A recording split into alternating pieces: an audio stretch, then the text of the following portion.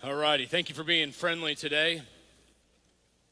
We are nearing the end of our Joseph study. We aren't quite landing the plane today, but we're in our descent, okay? We're looking at Genesis chapter 47. If you have a Bible, flip there, click there, get there. Again, there's probably some hardback Bibles on the bottoms of the seats, at the ends of the rows, if you want to see black print on white paper, right? You want to have something in your hand. And again, you can just kind of make eye contact with somebody and say, send it my way. If you don't have a Bible, you can take that with you as our gift. But, say again? It's all right. It's all right.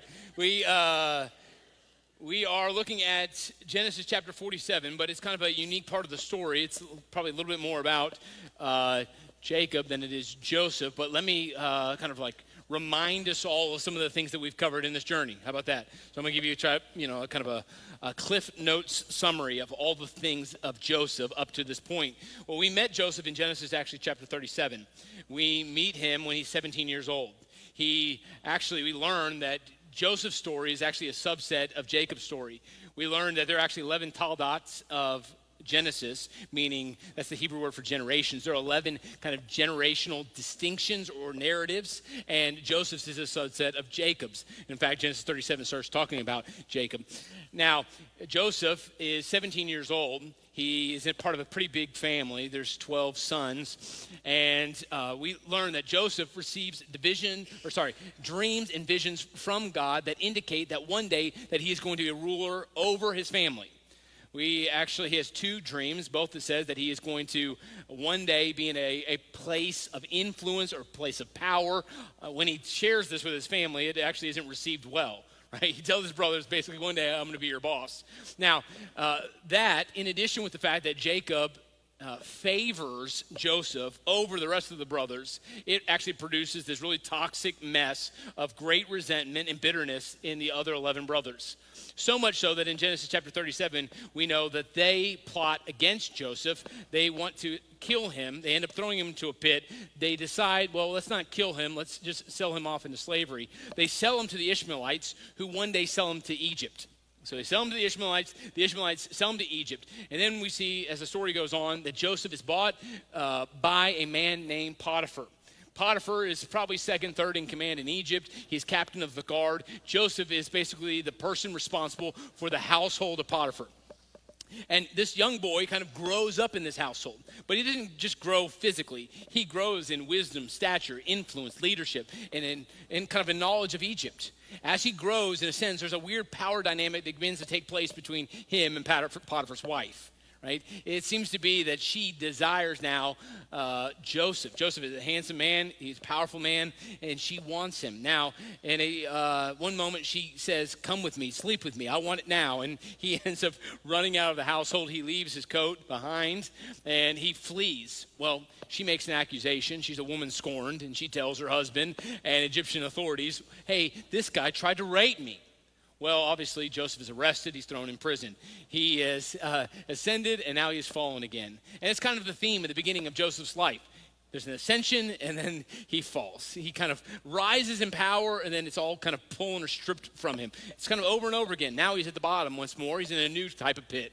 This pit is called a prison, and he's locked away. But we see then the scriptures tell us that he is then kind of growing in wisdom, in influence, in power. Once again, in the prison, he gets to the point where, in fact, he is placed in charge of the prison. He has command in this prison, right? In prison, though, because of the special relationship that he has with Yahweh, he has the ability to discern dreams. And then in this prison, which is this very special prison, it's Pharaoh's prison, he meets two of Pharaoh's servants, a cupbearer and a baker. Both these men end up with dreams. They're haunted by their dreams, unable to interpret their own dreams. And Joseph, though, actually sees their distress, and he says these dreams, the interpretation of dreams belongs to God. I know God. Tell me the dreams, and let me tell you what it means. He interprets them for them. And then what happens in the dreams comes to be. Both men are pulled out of prison. They're plucked from prison, the cupbearer and the baker. One is hung. The other one is kind of reinstated in Pharaoh's guard. Joseph thinks that this is his time. I'm getting out of prison. They're going to remember me, say some good things to me, to Pharaoh, and Pharaoh's going to pull me out. But he's forgotten. All right, his kind of hope is coming crashing down in this moment. Now, there comes a day, though, in which Pharaoh has a dream himself. He is a dream, and he's haunted by his dream. And the special leaders of Egypt and the special wise men of Egypt are unable to provide the interpretation for Pharaoh. Pharaoh then says, listen, somebody has to tell me what's going on in my head. Someone has to help me process this very haunting thing that I'm feeling right now. Well, this servant of Pharaoh says, I met a guy in prison, and he interpreted my dream, and it came to be, I think he can interpret yours. So Joseph is pulled from prison. He's put in kind of face-to-face with Pharaoh. Pharaoh tells him the dream, and then Joseph tells him what the dream means. And the dream is essentially this. The dream is that there's going to be 7 good years, 7 years of abundance, followed by 7 years of scarcity. And it's not just average level of scarcity, it's severe scarcity. There's going to be famine in which people are going to die. It basically says that these years of famine and scarcity are going to consume the 7 years of abundance. So basically it's a warning from God given through Joseph that the people of Egypt need to prepare. All of a sudden Pharaoh says, man, we got to have someone that's in charge of this special project, someone that leads our nation to make sure our nation survives this. We need a discerning man, a discerning leader. Well, Joseph is that man. He doesn't kind of throw his name in the hat to become that kind of person, but Pharaoh clearly sees that Joseph is special. The hand of God is on Joseph. And they said, you're the guy. Joseph gets this second in command position in Egypt, and he begins to go to work. In those 7 years of abundance, he creates these silos, these grain houses, and he begins to store the food and begin to prepare for the 7 years of scarcity, or the 7 years of famine that's going to swallow it all up. And then we see that after the 7 years of abundance, the famine is not just a kind of a regional famine, it's probably a worldwide famine. And in an ironic turn of events, the very men that sold him into slavery have shown up in Egypt looking for compassion. The brothers, the 11 other brothers that again throw him into the pit and sold him into slavery, have now shown up at Egypt, and they're at kind of the doorstep of Joseph himself, and they are asking for food. Give me some food. Now, Joseph recognizes them. They don't recognize him. Joseph looks like an Egyptian, and they think he's dead. But Joseph then works this strategic plan for between 12 and 24 months, kind of a weird back and forth. Like they come, they get some food, they go home, he arrests one brother, he kind of asks him some prodding questions. They eat all their food because they didn't get enough to endure the entire 7 years, right? They eventually have to come back because they're hungry once more. They come back to recover their brother. Joseph, again, continuing to work this kind of plan, and it's a plan, a strategic plan to produce reconciliation and a restoration of the family that has been fractured and the brotherhood that's been broken. Eventually, there's a moment, a big kind of drum roll moment in Genesis chapter 45, where Joseph is standing before his brothers, and he says, it's first time which he speaks Hebrew to them. He says, I am Joseph. Where's my father? Is he still alive?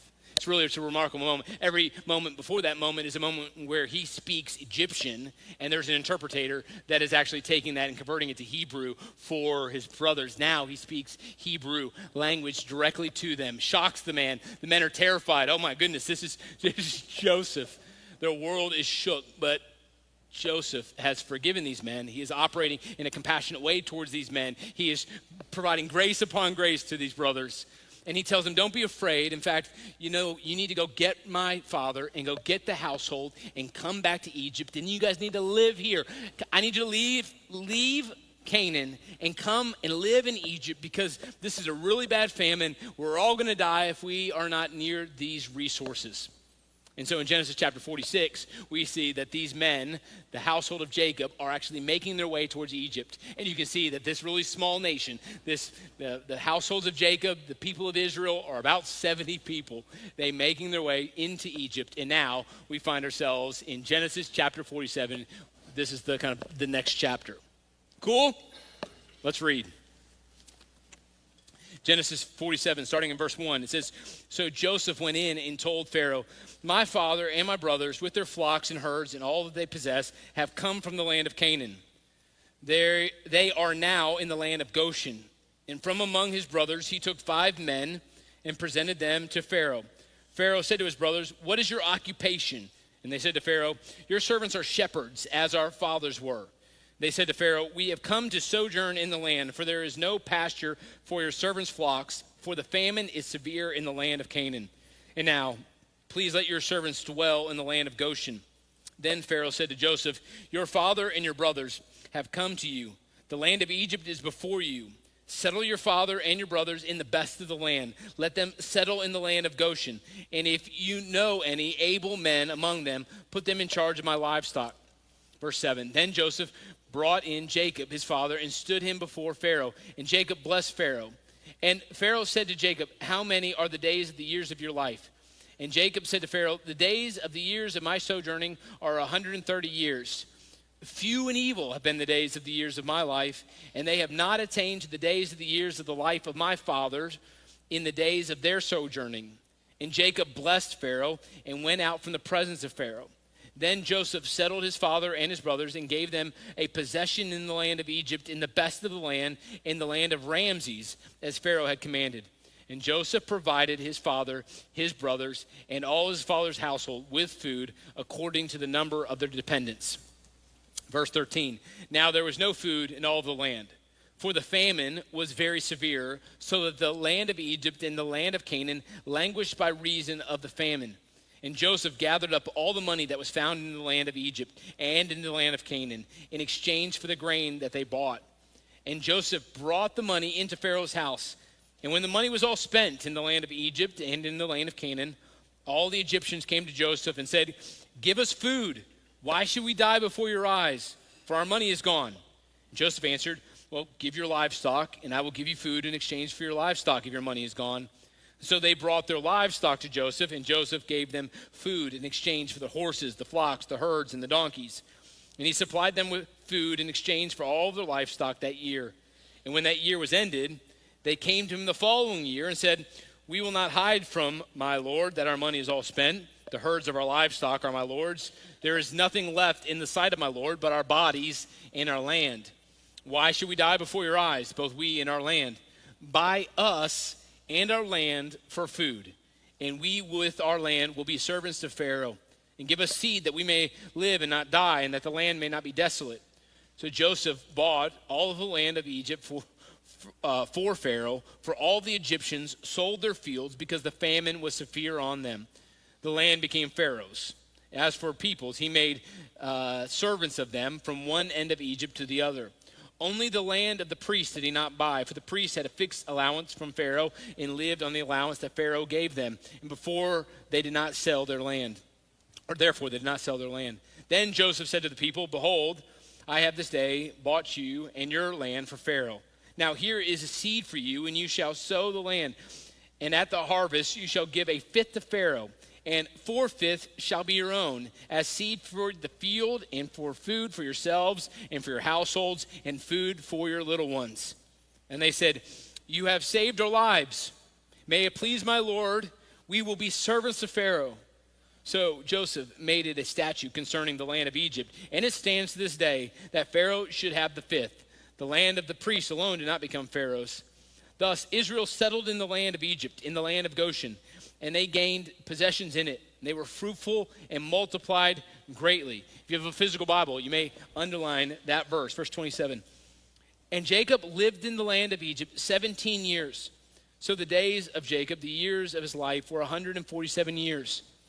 And when the time drew near that Israel must die, he called his son Joseph and said to him, if now I have found favor in your sight, put your hand under my thigh and promise to deal kindly and truly with me. Do not bury me in Egypt, but let me lie with my fathers. Carry me out of Egypt and bury me in their burying place. He answered, I will do as you have said. And he said, swear to me. And he swore to him. Then Israel bowed himself upon the head of his bed. This is God's word.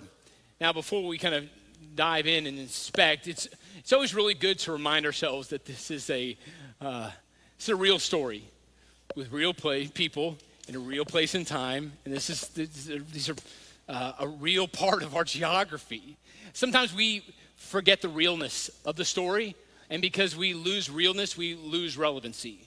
And we failed, I believe, to digest appropriately this powerful word. So one of the ways in which we remind ourselves of the realness of this reality and this narrative is to maybe look at a map.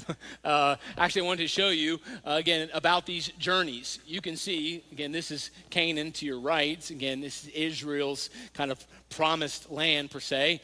And you can see that, again, this is Egypt to your west. Now, you can see Goshen is not a city, but a region. Now, all of these conversations that have been taking place between Jacob's sons, and Joseph have probably been taking place in Memphis. It's ironic, right? It's ancient Memphis, right? More than likely. This is where official temple business is being conducted. Now, these men are traveling probably about 200 to 250 miles. So whenever they're going back and forth, right, it's not like a quick jog, right? Especially when you're riding on donkey. Now, they are moving to Goshen. Again, Goshen is part of the Nile River Valley. This is the best of the best. And in fact, the text even says that Pharaoh makes comment that, again, this land that they are coming into isn't just like average agricultural land. This is some of the best, choicest type of land. And now, it is still some of the choicest type of farmland that even exists today, because the Nile River Basin continues to be a place of great natural resource. See, the Nile, which runs up along Memphis and right, it kind of splits, it goes from south to north, not north to south.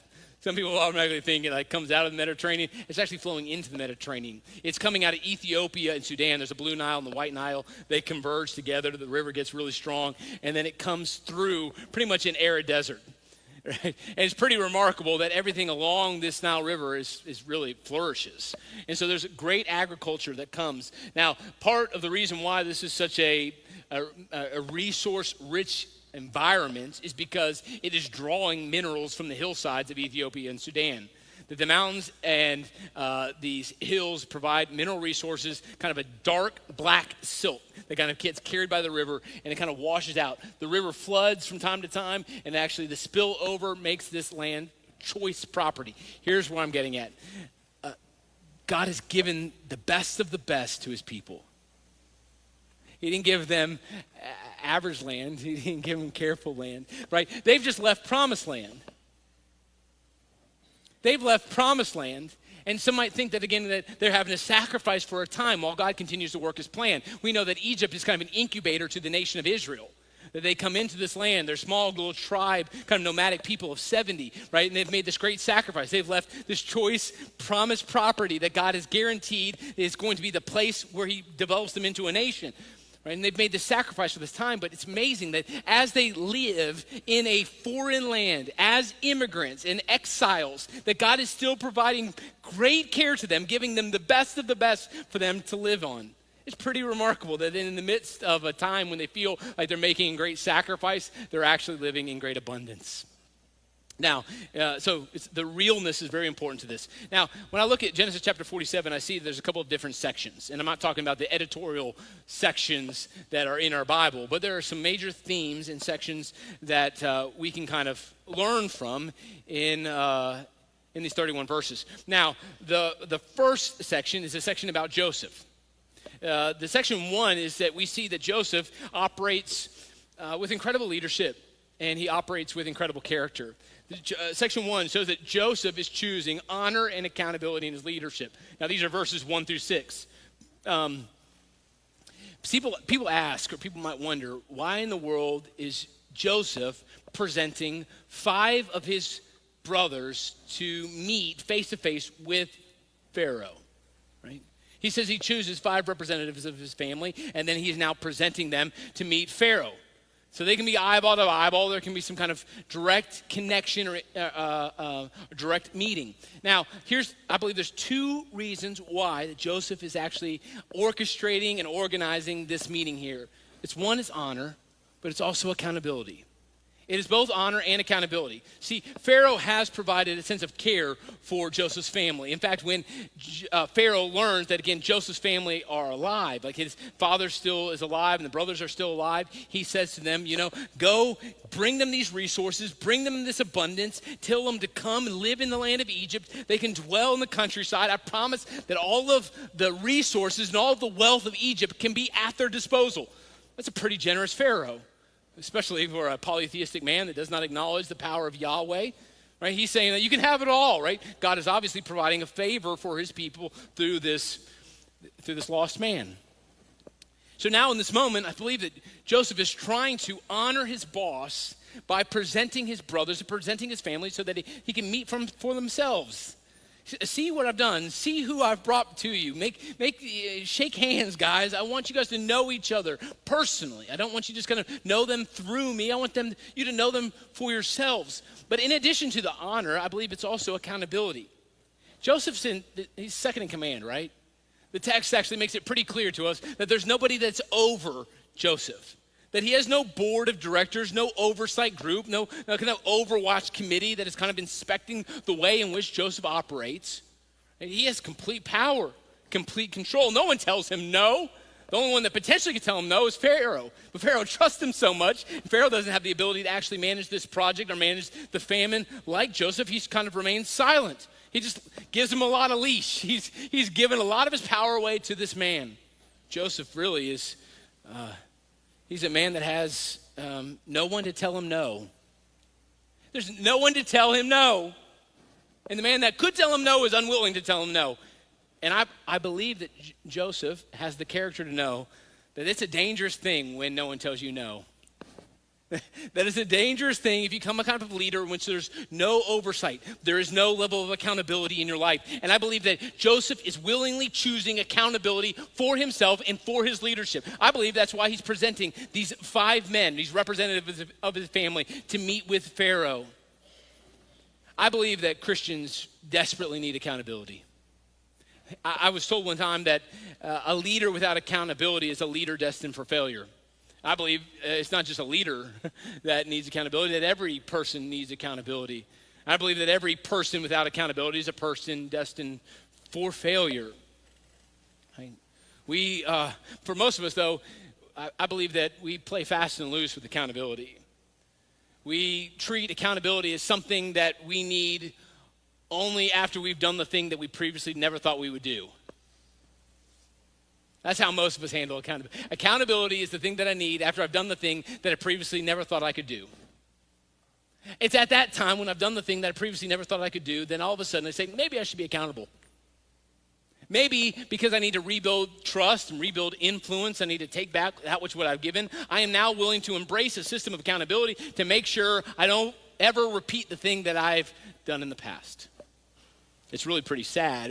For most of us, for most of humanity, like accountability is reactive, not proactive. We just do it in response to a fall or a failure. Not seeing the fact that, again, that we are all just one step away from a fall or a failure, and that actually is maybe a good thing for us to install a system of accountability before we get to the edge. That actually maybe we could spare ourselves from a lot of hurt, a lot of sorrow, a lot of suffering if we were just willing to actually relinquish the level of control, to install a system of accountability to protect us from the cliff. Listen, we're all one step away from failure. We're all one step away from a terrible mistake. Like my depravity is always at work in my life. Do you know that? And you know your depravity is probably always at work in your life? And it's always a force that's pulling you and altering you. And it requires, I believe, the Spirit of God for us to continue to be tempered in nature, to say no, to say, I can't go that way, I can't do this thing. Just think about some of the thoughts that have gone through your head. We've all had these moments in which we are by ourselves and our own thoughts, and then a thought goes through your head, and it's a terrible thought, and you thought to yourself, I hope no one ever knows that thought, because if they knew that thought, they would never talk to me ever again. Ever had that kind of thought? I know I have. I'm like, I really hope no one would ever find out the thing that I just thought about. That's your depravity. That's your fallenness. And the reason that thought has not become to action is because you've said no to it. But imagine you don't say no to it. Imagine you say yes to it. And then the next thought that's going to build on that terrible thought, because it's going to go a little bit further, imagine you say yes to that one. And then the next one. And then the next one. Where do you end up? In a terrible place. Listen, and you need to all acknowledge, we should all acknowledge, for every single person in this room, that those forces are at play in all of our lives. And unless we do something right? We are going to go that way. We're going to be drawn away. We'll be enticed, and we will conceive, and we'll step into sin, and life will be wrecked. We need accountability. And for many of us, the reasons we only embrace accountability is because we actually did the thing we never thought we could do, but we've done it now, and so let's rebuild our lives. But we can proactively step in place and put a system of accountability in our lives to safeguard us. I believe, here, I really do, it's pastoral opinion only, that the Christian community ought to be the most accountable community in the world. The most accountable people in the world. I believe that the sacredness of the mission that we've been called to requires that we have a level of diligence and discipline to be so very accountable, right? That we are living in a way that's almost peculiar by the outside world. Most of us don't want to. Again, our American individualism says that we're the boss of ourselves. And to be accountable is essentially give up a level of control or a level of power for our life. I get to be my own boss. No one gets to tell me what I do. But if you have a system of accountability, there's somebody that's going to tell you what to do. It may be a person, flesh and blood, or it may be a system that'll tell you what you're going to do. And we're going to push back. No. Listen, I get to live my life the way I want it. Play that out. Live it out. I promise you, the road will be marked with great suffering. Listen, one of the safest way, one of the best way in which a Christian can live is know the preciousness of the mission we've been called to. And we want to safeguard the relationship with Christ and this purpose we've been called into. And we're going to put a systems where we kind of limit ourselves. We are limiting our pride. We build fences around our lives, keeping us from going into the ditch. I think that's what Joseph's doing. Listen, but for most of us, our accountability is it's so lazy, isn't it? Accountability, by and large, if we embrace it at all, it's going to be apathetic and lazy. I know that's how it works for me. There's been seasons in my life where I'm like, I got to be accountable. I can feel the drift. I can feel the temptation, the pull, the draw. And I'm like, I got to do something. I'm going to install some accountability. And then normally, because of the depravity and because of that force, and because I believe the tempter is always kind of whispering us deceit and lies, he tells us that, again, here's the system of accountability you need, and actually outlines it for us. And actually, I believe is giving us an insufficient protection. And so that system of accountability is really, it's a lazy one. It's an apathetic one. It's full of holes, right? There's plenty of breaks in the fences around the heart, around the soul.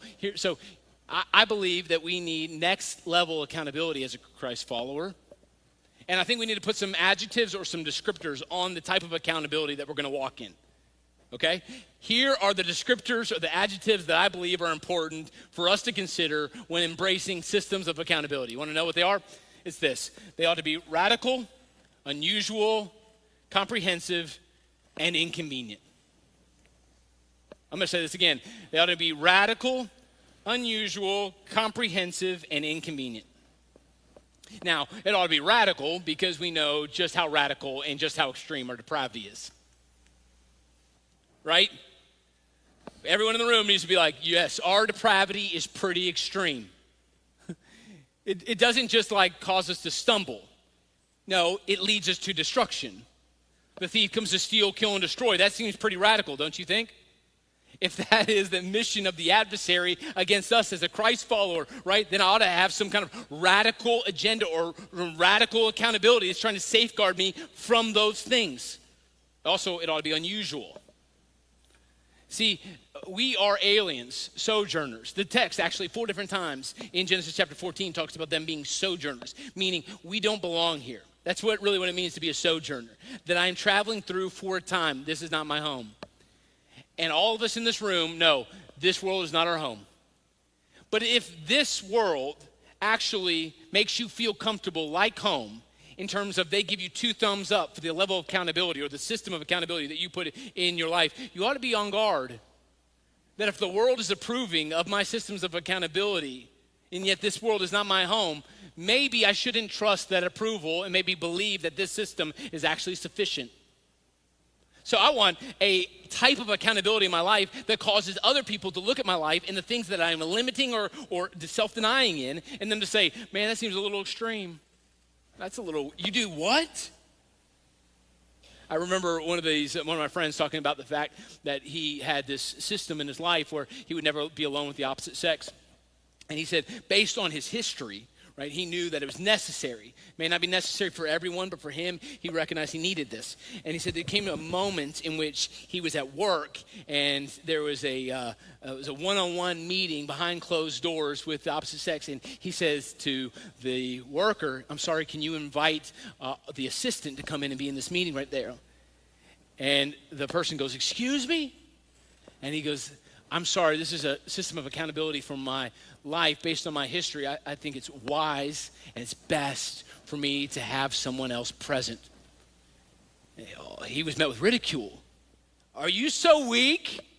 Do you not make decisions for yourself? Just coming after him. Coming after his character, they had drawn a line. It was unusual, right? It was comprehensive. I think that another thing that we need, another adjective that we ought to use to describe our accountability is it guarding us in a holistic type of way? See, because a lot of times we're willing to give up a level of control in one area of our life, but we're not willing to impose systems of accountability in all areas of life because why? Well, we want some level of control. We want to be able to white knuckle grip certain aspects of our life. Like I'm willing to let go over here, but I'm not willing to let go over here. And so we'll embrace these really strong accountabilities, like right in this one thing. And so if there's an attack that comes at me from this angle, I'm good. But I am unguarded from the rear. So here's the thing is you have to look at your life in a very circumspect type of way. Like inspect you in a 360 degrees and consider like, no, listen, I need holistic protections. So I ought to know, like again, if the adversary is after me, the adversary is after you, right? Let's all acknowledge the adversary is after all of us.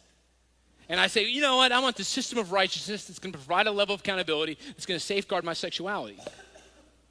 Don't you think he's not going to change the way in which he can get to you? Who do we make him out to be? That the enemy is like dumb. He's like, I'm going to keep attacking this thing, this one system where I've safeguarded. He comes to steal, kill, and destroy. He's going to be like, well, I can't get to their sexuality because there's so much accountability. Maybe I'll come after their money. Or maybe I can get to him because he's unguarded regarding his entertainment. And maybe I can actually get back to his sexuality through his entertainment. He has no systems of accountability for the things that he watches late at night. Guess what? I've got his phone locked up through covenant eyes, but his Netflix isn't. Maybe I can go that way. So maybe we consider like a comprehensive strategy, making sure all areas of our being are safeguarded. Here's another one. I've said this before, so I'm repeating myself. It has to be inconvenient. Is your accountability convenient? I would tell you, if your accountability is convenient, it's insufficient. And you're sitting duck. Most of us, we want very, very, very convenient accountability.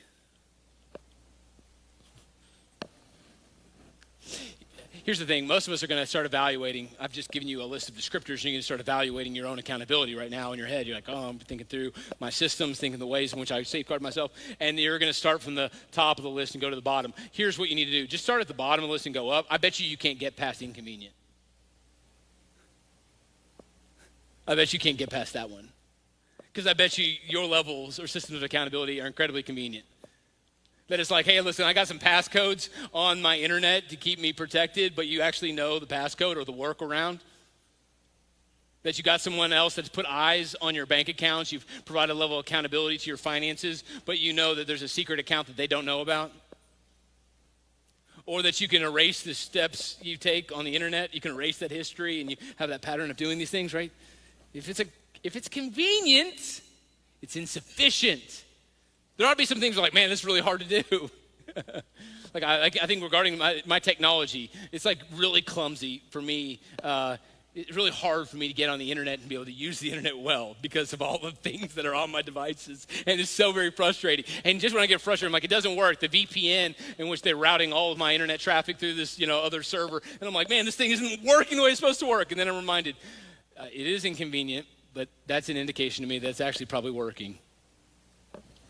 Okay, keep going. Joseph, operating as a faithful leader of Egypt, I believe is choosing honor and choosing accountability, knowing that these necessary for his life. Now, here's something very interesting. What's interesting is how Joseph prepares his brothers for the meetings with Pharaoh. Did you see how he prepares himself to meet for these men to meet with Pharaoh? It actually starts in Genesis chapter 46. Matt covered it last week. It says this: when Pharaoh calls you, I think we have it for the screen. Joseph is preparing his boys to meet with Pharaoh. And he says, when Pharaoh calls you and says, what is your occupation? You shall say, your servants have been keepers of livestock from our youth, even until now, both we and our fathers, in order that you may dwell in the land of Goshen. For every shepherd is an abomination to the Egyptians. So he is now warning, hear me, he is warning his brothers that they are going to be despised by Egypt because of their occupation. This nation hates shepherds. Now, Joseph has had pretty consistent character throughout his story. But in this moment, you have to believe that there's some level of temptation for him to say, guys, when you meet with Pharaoh, let's tell him you do something else. Well, I mean, let's like fudge it just a little bit. Like, don't tell him you're a shepherd. Tell him like you're in livestock management, like you're in wildlife or forestry services. Tell him you're into something else, right? He could have coached him up to do this way, but he kind of tells him, you're going to come, Pharaoh's going to ask you, what is your occupation? He wants to know, and you're going to report to him. But no, when you report to him that you are shepherds, know that you're going to immediately receive disgust from this man. And in fact, everyone in Egypt will in fact hate you. They'll say you're an abomination. Now, the reason this being is because Egypt is a caste system, right? And upper castes don't integrate with lower castes. And so if you are in this honorable caste, right, you are actually even scared to try to interact or communicate with, because you believe that, again, if you start to mingle in any way, that you're going to lose your privileged position. So of course you're scared, you're kind of terrified and thinking, I can't interact with these shepherds who are at the lowest of the low in society. It's the most dishonorable. So if you have a theology of reincarnation, they believe that, again, you would have died and you've come back to life as a shepherd, as a keeper of livestock. And the reason why you're a shepherd is because you lived a terrible life. And the gods are trying to punish you and trying to kind of restart you in a different kind of way. These guys are just like, man, Egypt's going to hate you guys. He could have told them. He could have coached them. Like, let's just pretend, let's just kind of dodge that occupation thing. But again, he operates in integrity. But here's what's really remarkable about these things is even though they come in and they report to Egypt and they report to Pharaoh that they're in fact shepherds, they step in, willingly, they step into the abomination. They step into this title of disgust. They willingly embrace it. They know that, again, the Father has cared for them this way, and up to this point, and the sovereign Father has orchestrated their steps and brought them to this point that they can trust him, even if this nation is going to hate them. I will be comfortable knowing you hate me. The Father has cared for me in ways I never even thought possible up to this point, and I know that he's going to continue to carry us even in this country, even if all of these people hate us. They walk with great confidence, don't they? It's pretty remarkable. Now, we talked about the fact that Egypt is an incubator. Egypt is an incubator for Israel. The people of 70, they grow up into a great and mighty nation, a nation of millions in Egypt. But this moment, this disgust that Egypt has for the shepherds actually works as an insulation. So not only is Egypt an incubator to this nation, it is this disgust that they have for these shepherds acts as an isolation or an insulation from the people. Meaning they're not going to mingle, they're not going to connect, they don't want to talk to, they're going to leave you alone. And just like that, the covenant promise of God that he's going to take these people and turn them into a nation are protected or it's safeguarded because these people hate him. It's pretty remarkable how God is working. No one ever thought that it would work this way, but in fact, God is continuing to do the thing that he's promised he would always do. This separation is a kind of grace, isn't it? But here's another thing is too, the nation of Israel in this moment when they acknowledge that they're shepherds, they are acknowledging or aligning themselves with a theme that's kind of seen from start to finish in our scriptures, aren't they? By them like willingly and openly acknowledging that they're shepherds, they are aligning themselves with the theme of shepherd that's seen in every book of the Bible just about. He is acknowledging that, again, that we're part of this life stage. We have this kind of, this way about us. We have this identity about us. It's a really special one if you look at God's word. That again, that Jacob and his brothers are shepherds, but we also know that Moses is a shepherd, that one of the best kings of Israel is in fact a shepherd. One of the favorite psalms of the entire New Testament church is Psalm 23, which starts, the Lord is our shepherd. And then we know when the Messiah eventually is born that the shepherds receive the good news before everybody else. And then Jesus in his public ministry one day declares, I am the good shepherd. And then he kind of like draws it out even more and says, I am a gate, or I am the gate to the sheep, meaning I lay between the outside world and the sheep. I am that kind of shepherd operating in a sacrificial way to keep my people, to keep my children. I don't know if Jacob and the sons knew what they were doing here, but in this really kind of hard way of operating in faith, they're aligning themselves with a special and beautiful theme of God. And here's what I want you to know too is, they willingly choose to be socially rejected. These men go into it warned that if they say they're shepherds, they're going to be socially rejected. And I want you to know, if you follow the good shepherd, you will be socially rejected as well. I mean, Jesus said, they hated me, they're going to hate you. And I think for many of us, we're looking for a socially acceptable Jesus. We're looking for a socially acceptable faith journey. And that's why you're here. Because there's some kind of level of relational connection that you're walking in or you get from being in this place today. And you're like, this is a good thing for me. I make some relationships, I find some friends, I'm networked for business, right? And this is, you're like, man, I love some socially acceptable faith and some socially acceptable Jesus. But no, listen, if your faith is socially acceptable and if your Jesus is socially acceptable, it may be a misplaced faith and it may be an unreal Jesus. Because Jesus is rejected, and if you align with him and you walk in the ways of him, you're going to experience some level of rejection. I hope that the hearts of every person in this room would be so confident as to be like these 5 men that are representatives of the household of Jacob here in this moment, where they would just willingly embrace, I'm a shepherd. And that we in this room would just recognize, listen, I follow the good shepherd. I am a sheep of his fold. I belong to him. I hear his voice, and I follow him. Section 2 in this text is that Jacob communicates great strength and regret. This is verses 7 through 12. It's really interesting. Jacob blesses Pharaoh. Jacob blesses Pharaoh. This is really weird. It seems like it doesn't advance the narrative and doesn't seem that powerful, but in fact, if you look at it closely, this is actually very powerful and does very much advance the narrative. Here's why.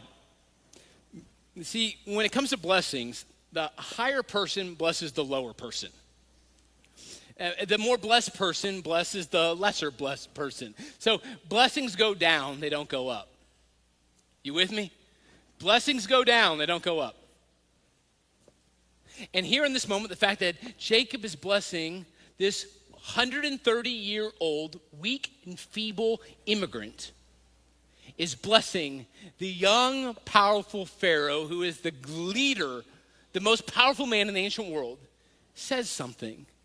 There's a sermon here, and what the sermon is this. The idea of a Hebrew patriarch blessing a king, it is reversing expected power roles, and it can be seen as an assertion or a proclamation of the spiritual over the temporal. This is remarkable right here, what's taking place. It really feels small and insignificant, but it's not. Jacob is saying, no, that the spiritual realm and the spiritual world in which I am walking in today, it is superior to the material and the temporal world that you're commanding right now. That the person that I'm aligned with, spiritually speaking, that I am clinging to Yahweh, an omnipotent personal God, that I'm holding fast to him, it has put me in a higher, superior position in this moment. And although it might appear that you're better than I am, he's not in an arrogant way, like trying to command, like, oh, listen, I'm better than you. But he's saying, listen, I have what you don't have, I can do what you cannot do, and I'm going to give to you what you cannot get for yourself. I'm a child of God, I cling to Yahweh, I know him. This isn't arrogance, this is conference humility. I look at this moment, and it kind of feels kind of brazen. Think about it. Jacob, up to this point, is living on the mercies of Pharaoh. Pharaoh has sent resources for the road trip in, right? He's sending them money and food and just supplies so he can get him here into this land. So he gets to the land of Goshen. He's existing in the best and the best.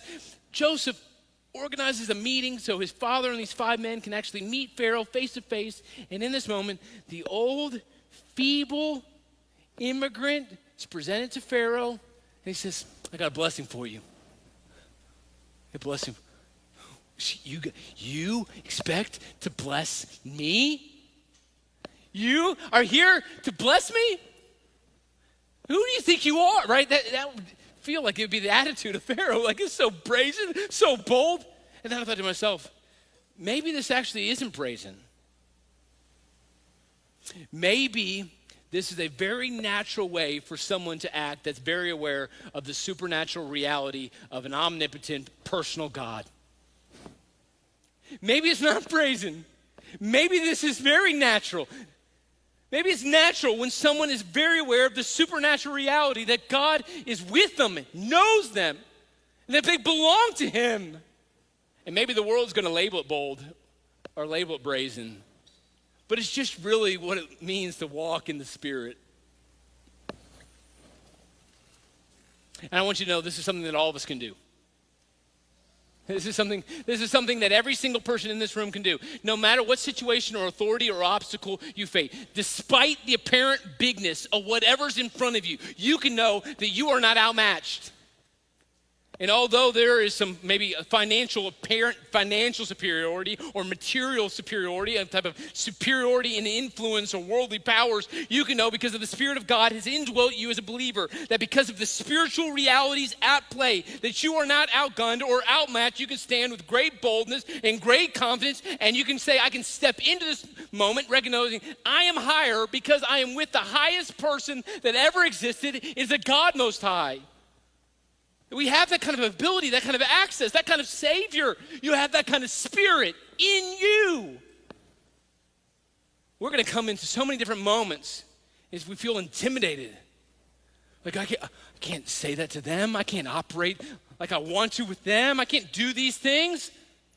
Then you recognize, no, listen, spiritual reality in which we walk in, the spiritual identity that we've been given, the Spirit of God that has taken up residence in us, has elevated, has changed things, has reversed power roles with the world, and we are in a position where we have the upper hand.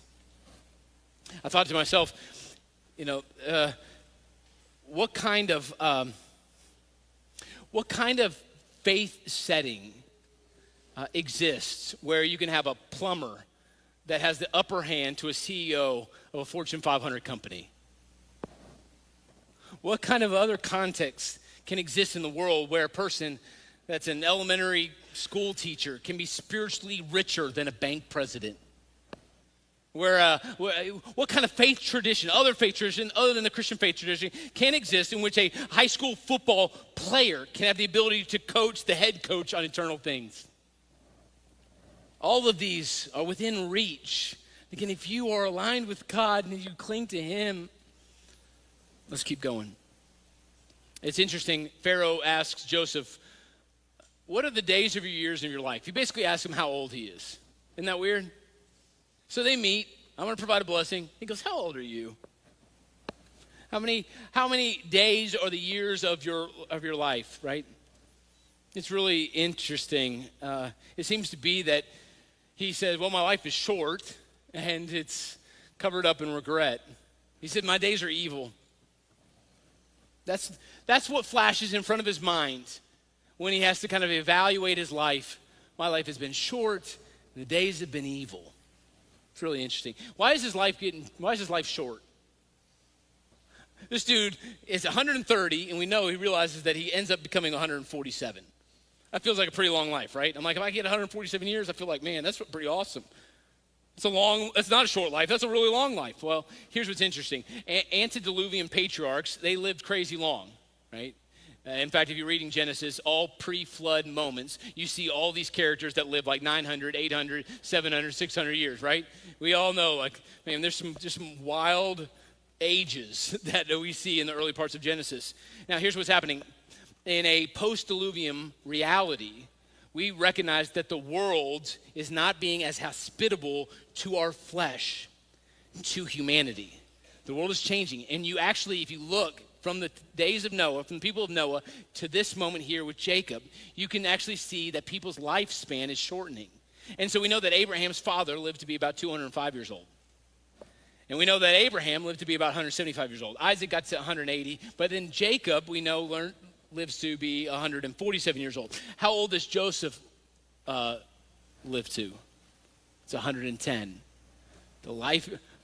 Abraham, his great-grandfather is 205, and he only gets 110, right? That the environment, the natural world is changing. Post-Diluvian reality is actually not as hospitable to humanity, and lives are getting short. So in one regard, Jacob's like, man, I'm not going to be able to live to the point of my father or my grandfather. I'm going to die before all them. And it's true. And actually Psalm 90, verse 10, tells us that humanity only gets 70 years. And he says that maybe we get 80, we get 80 years. In fact, if we have a lot of strength. It's come to be true, right? Our lifespan currently in 2023 is what we can expect, maybe 78, 79 years if we're lucky. Still haven't exceeded what the psalmists have said is the normal amount of time to live. Now, also, here's what's interesting. Jacob says his life is evil. I mean, it didn't go the way he wanted it to go. Didn't go the way he wanted it to go. This moment, right, it seems like maybe an insulting moment. How old are you, man? Like, you look so old. I mean, I imagine there's something like that. Like, this feeble old man has shown up to meet Pharaoh, and how old are you? It's kind of an insult. He says, well, my days have been short, and my life has been evil. It has caused him to accurately assess his life.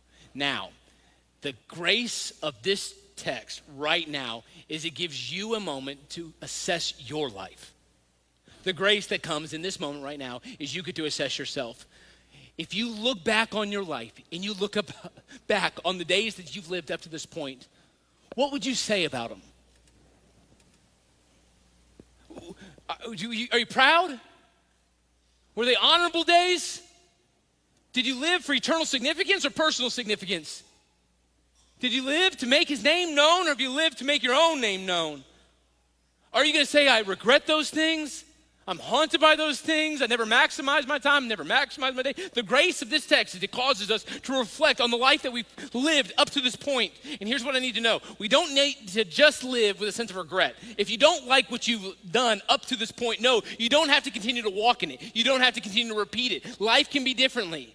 You can live a different kind of life. You can live a life that says, no, I made a pivot in my days, and all of a sudden I adjusted what I was after. I changed my trajectory. I started shooting for a new target, and I'm getting to the place where I'm living for eternal significance. Are you living that kind of life? It's the grace of this text, the moment, allows us to check on ourselves. Section 3, let me end real here. It's the demise of Egypt and the ascent of Israel. What we see in this next part is that what happens is they lose their money. Egypt and Canaan lose their money, they lose their livestock, then they lose their land. That's what it says. They gave all their money, I need to buy food. We're out of money. Give me some livestock. Oh, I'll give you all your livestock. We don't have any livestock anymore. We have land. We'll deed it over to you. Okay, now I got your land. Now we don't have anything else but ourselves. If we're going to live, we're going to sell ourselves into slavery. We're going to work for the land. And what we see in this last part is the demise of Egypt. But also, I said there was a key verse, right? Verse 27. What is it? Thus Israel settled in the land of Egypt, in the land of Goshen, and they gained possessions in it, and they were fruitful and multiplied greatly. Do you see the contrast? Egypt is crumbling, right? Egypt is crumbling, but Israel is growing and expanding. They are strengthening. Because they are existing under a covenant promise. And Egypt is not. That Israel has been promised by God that they're going to be turned into a great nation. And because of the blessings of God on this nation, that all other nations would be blessed. This is a covenant reality, a covenant promise, and he is providing them something that is unnatural. The world is falling apart all around them, but they are not. And Christ follower, you too stand on a covenant promise.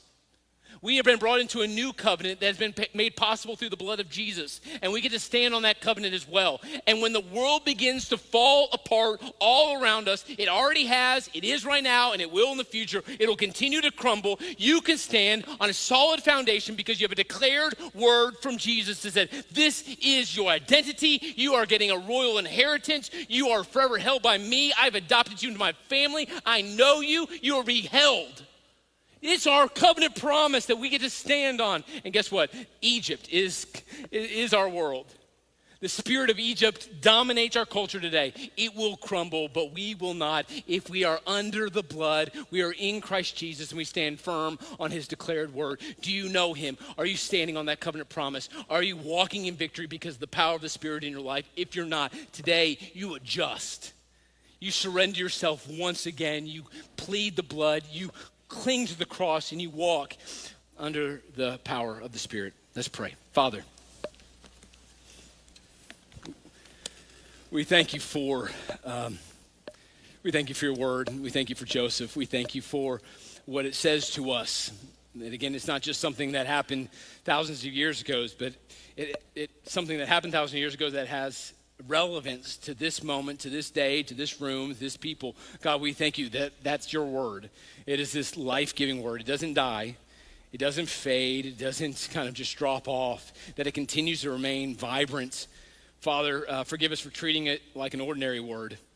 Help us to remember that it's a life-giving word. It is a lamp, it's light, it's milk, it's meat. It nourishes our soul. It changes our lives. Help us to submit ourselves, to live under its authority.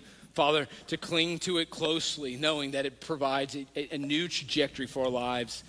Father, may we see it as absolute truth, a bedrock to which we can stand upon. We thank you for the new covenant made possible through your blood. We thank you for the things that have been done by Jesus. Father, help us now to live as your children, adopted into your family, securely and firmly held by you.